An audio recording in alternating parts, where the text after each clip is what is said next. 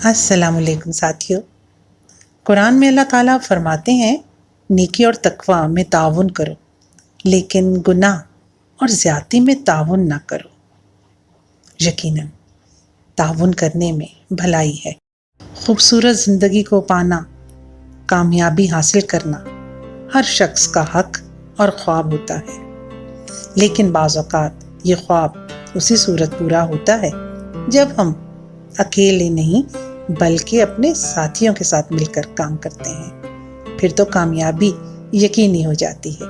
हमारी आज की कहानी कुछ ऐसे ही लोगों के मुतल्लिक है।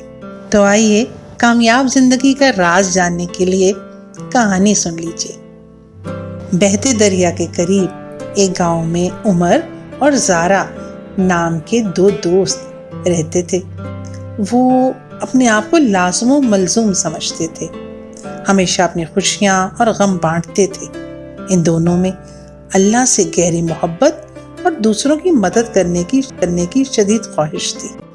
एक रोशन दिन उमर और ज़ारा दरिया के किनारे चहलकदमी कर रहे थे। उन्होंने देखा कि एक छोटी लड़की फूलों की एक भारी टोकरी उठाने के लिए जद्दोजहद कर रही है। इसका नाम आयशा था। वो अपने नरम दिल और नरम तबीयत की वजह से मशहूर थी। आयशा की खैरियत की फिक्र में उमर जल्दी से इसके पास पहुंचा। अस्सलाम वालेकुम आयशा, क्या मैं इस भारी टोकरी में तुम्हारी मदद कर सकता हूँ? आयशा तशक्कुर से मुस्कुराई। वालेकुम अस्सलाम उमर, बहुत शुक्रिया। उमर और ज़ारा एक साथ फलों की भारी टोकरी आयशा के घर ले गए। जैसे ही वो इसकी दहलीज पे पहुंचे, आयशा ने गर्मजोशी के साथ उनका शुक्रिया अदा किया। ज़ारा ने तजस्सुस से पूछा, आयशा तुम इतना भारी बोझ खुद क्यों उठा रही थी?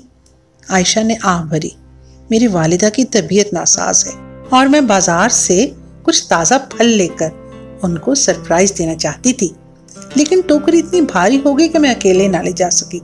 उमर और ज़ारा जो एक दूसरे का साथ देने की अहमियत को समझते थे, उन्होंने नज़रों का तबादला किया और ज़ारा ने मशवरा दिया, आयशा हम आपकी वालिदा की देखभाल में मदद कर सकते हैं और जिम्मेदारियां बांट सकते हैं।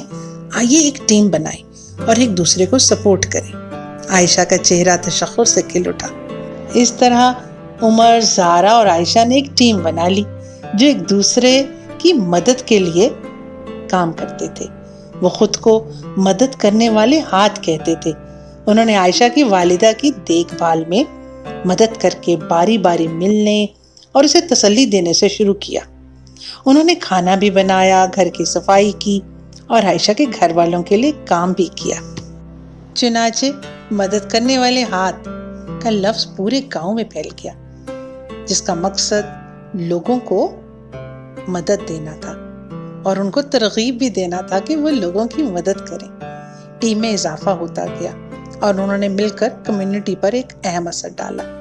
उन्होंने फूड ड्राइवर्स का एहतमाम किया, बुजुर्गों की आयादत की और मुश्किलात का सामना करने वालों के लिए अपनी मदद की पेशकश की।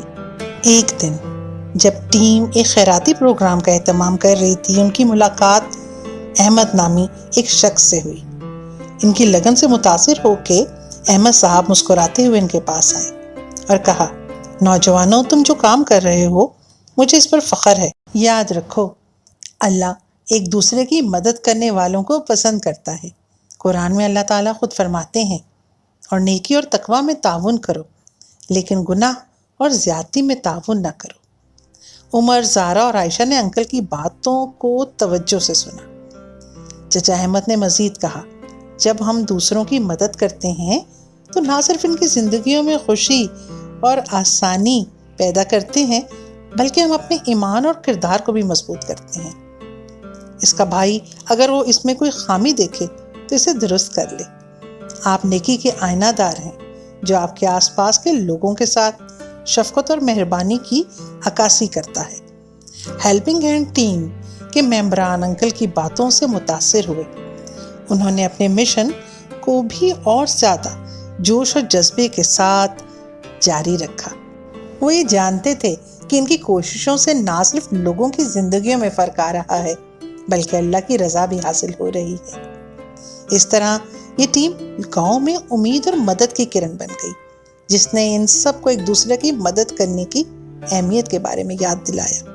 اپنے اعمال کے ذریعے انہوں نے بچوں اور بڑوں کو یکساں طور پہ متحد کیا اور یہ بھی سمجھا دیا کہ اصل زندگی کی کامیابی تو ضرورت مندوں کی مدد کرنے سے ہی حاصل ہوتی ہے۔